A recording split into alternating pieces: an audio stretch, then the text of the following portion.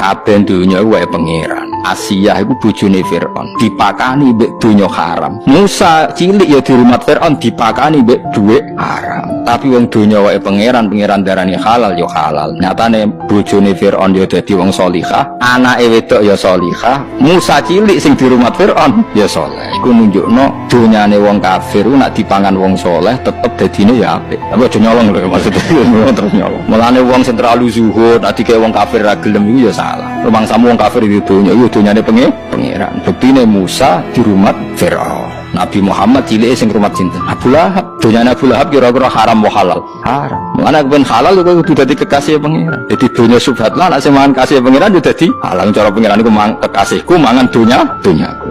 Lah kowe ora pati disayang pangeran mangan subhat tetep subhat. Mergo wong ora jelas mangan donya ora jelas. Fungsine ya ora jelas.